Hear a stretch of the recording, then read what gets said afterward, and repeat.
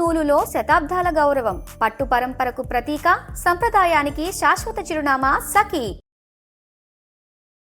నమస్తే, welcome to Suman TV. నేను పద్మిని. ప్రస్తుతంతో పాటు ప్రముఖ పంచాంగకర్త, వాస్తు జ్యోతిష పండితులు, హస్త సాముద్రిక నిపుణులు మేడికొండూరు విశ్వనాథ్ ప్రసాద్ గారు మనతో పాటు ఉన్నారు. మాట్లాడదాం. నమస్కారం అండి. ఓం మాతా పితృ గురుభ్యో నమః. నమస్కారం. ముందుగా మీకు శ్రీ పరాభావనామ సంవత్సర ఉగాది శుభాకాంక్షలు అండి. మీకు కూడా. Thank you sir. రాశి ఫలాలు అనేవి తెలుసుకోవాలి అని అంటే అది సంవత్సరంలో ఒక్క పర్యాయం మాత్రమే తెలుసుకోవాలి అనేది శాస్త్రం పెట్టిన ఒక విధానం, అంతేనా సార్? కాదా? కాదండి, మాస రాశి ఫలితాలు ఫలాలు తెలుసుకోవచ్చా? ఇది ప్రతి మాసానికి ప్రతి వారానికి సంబంధించిన ఫలితాలను విశ్లేషణ అనేది ఉంటుంది.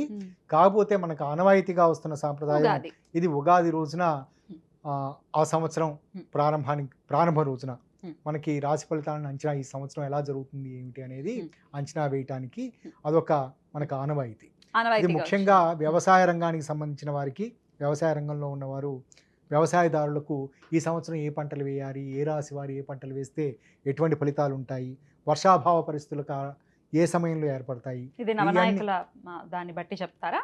రాజాది నవనాయక ఫలితాలను బట్టి దాని విశ్లేషణ ఉంటుంది. కాబట్టి రాశి ఫలితాల విశ్లేషణ మనకు ఉగాది రోజు చేయటం ఆనవాయితీ. కానీ ప్రతి వార ఫలితాలను విశ్లేషించవచ్చు, దిన ఫలితాలను విశ్లేషించవచ్చు.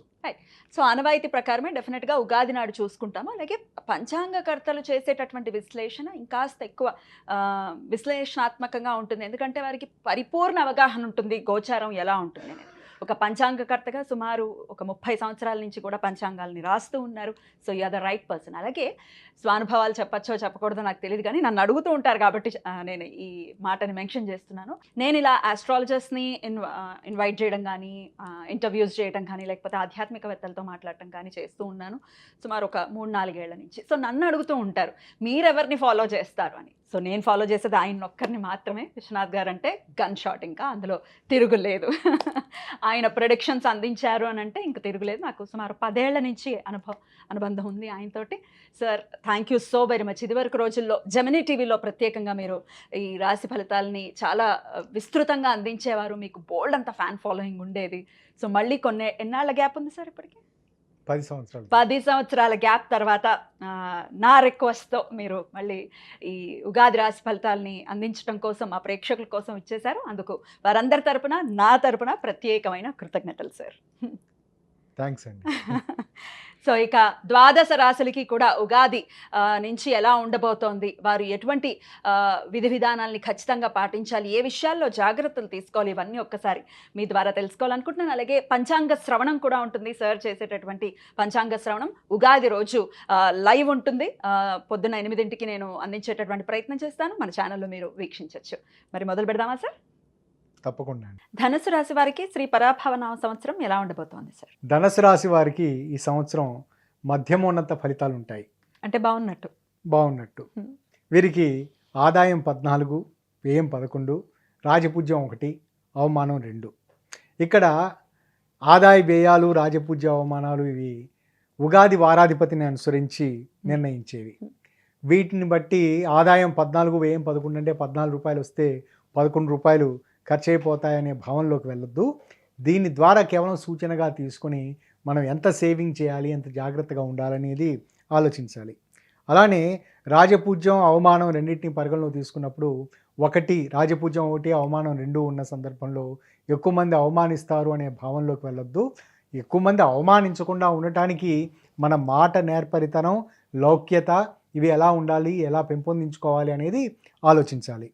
ఇక ఈ సంవత్సరం గోచార ఫలితాలను గురించి పరిశీలించుకున్నప్పుడు గురువు ఈ సంవత్సరం ఈ రాశి వారికి చాలా అనుకూలమైన ఫలితాలను ఇచ్చే సన్నివేశాలు ఉంటాయి. ముఖ్యంగా 1-6 అంటే జూన్ 1, 2026 వరకు గురువు 7వ స్థానంలో తామ్రమూర్తి.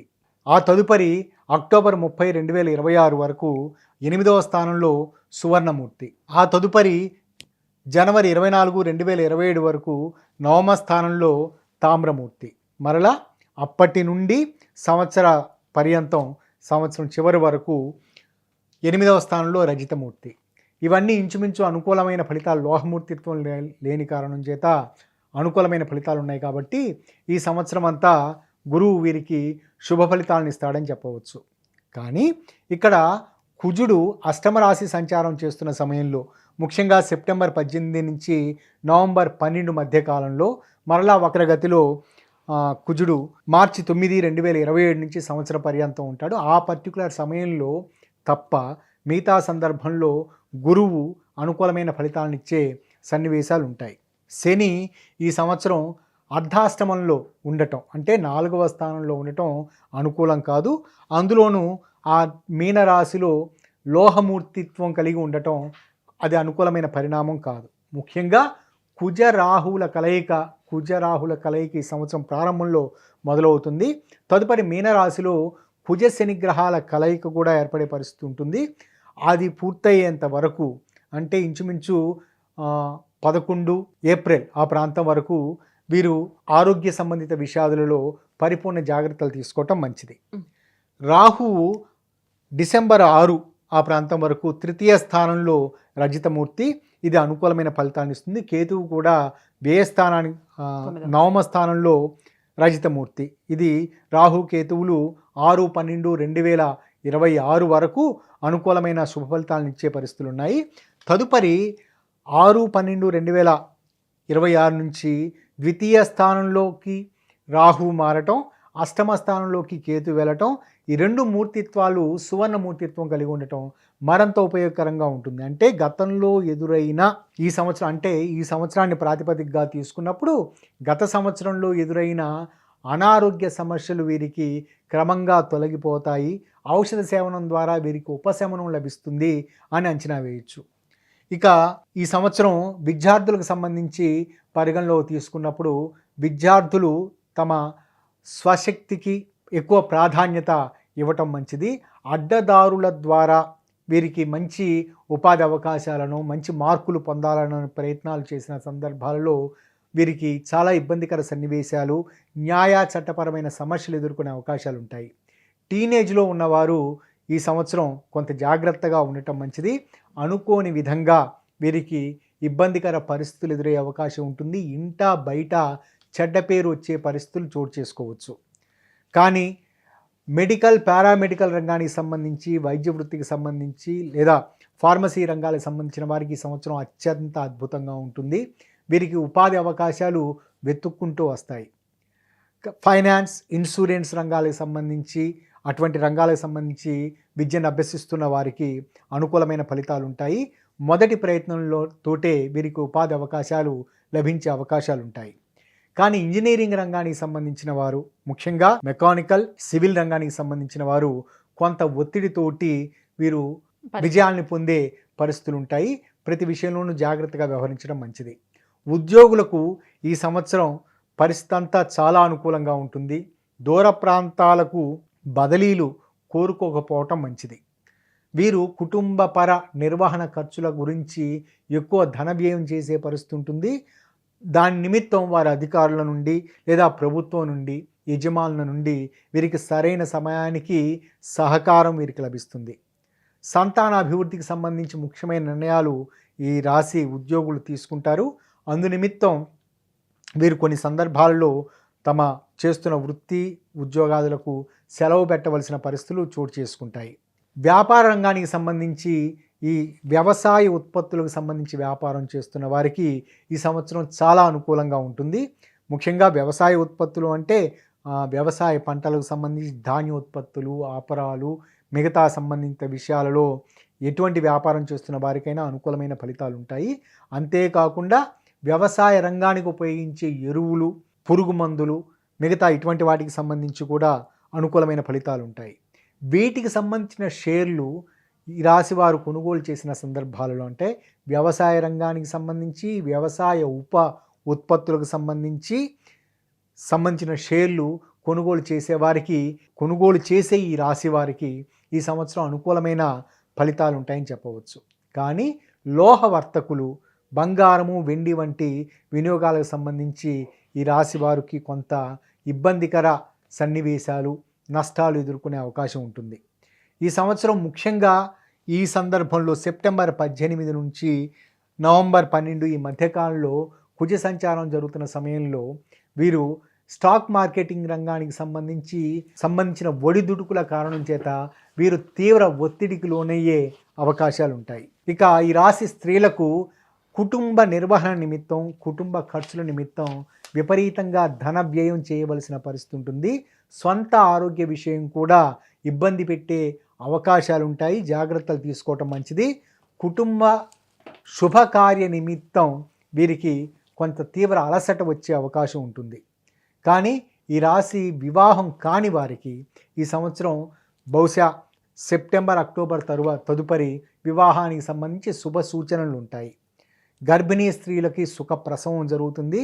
ఈ సంవత్సరం వీరికి సంతాన ప్రాప్తి, శుభవార్తా శ్రవణాలు ఖచ్చితంగా ఉంటాయి. ఇక నక్షత్రాల వారిగా చూసుకున్నప్పుడు ఇక్కడ మూలా నక్షత్రం వారికి కేవలం వారి ఆలోచన ధోరణి, ఎదుటివారిని అంచనా వేసే స్థితి, వీటి కారణాల చేత ఎదుటివారు తమ అంచనాలకు తగ్గట్లుగా లేరనే భావన కారణం చేత వీరు తరచూ ఒత్తిడికి లోనవుతారు. ముఖ్యంగా సహజంగా అంచనాలు వేసే స్థితి అంటే జీవిత భాగస్వామి గురించి ఎక్కువ ఆలోచించడం అనేది ఉంటుంది. వాటి కారణం చేత కేవలం ఊహాజనితంగా వీరు ఏర్పరచుకున్న అభిప్రాయాల కారణం చేత వీరు మానసిక ఒత్తిడికి లోనయ్యే అవకాశాలు ఉంటాయి. ఇక కందాయ ఫలితాలను చూసుకున్నప్పుడు ఇక్కడ కందాయ ఫలితాలు 3 అంకెలు వేసి ఉంటాయి.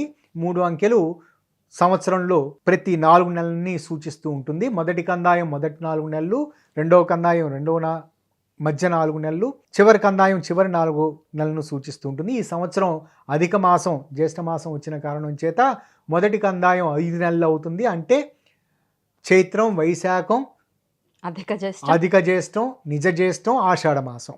ఇక్కడ కందాయం 2 అని వచ్చినది కాబట్టి వీరికి సరి సంఖ్య వచ్చిన సందర్భాలలో చాలా అనుకూలమైన ఫలితాలు ఉంటాయి. బేసి సంఖ్య వచ్చిన సందర్భంలో మిశ్రమ ఫలితాలు ఉంటాయి. శూన్య సంఖ్య అంటే 0 వచ్చిన సందర్భంలో ఫలితం శూన్యంగా ఉంటుందని చెప్పవచ్చు. వీరికి మూలా నక్షత్రం వారికి ఈ సంవత్సరం అనుకూలంగా ఉంటుంది. వివాహాది శుభకార్యాలు పరిపూర్ణంగా సఫలీకృతం అవుతాయి. నూతన ఉపాధి అవకాశాలు వీరికి లభిస్తాయి.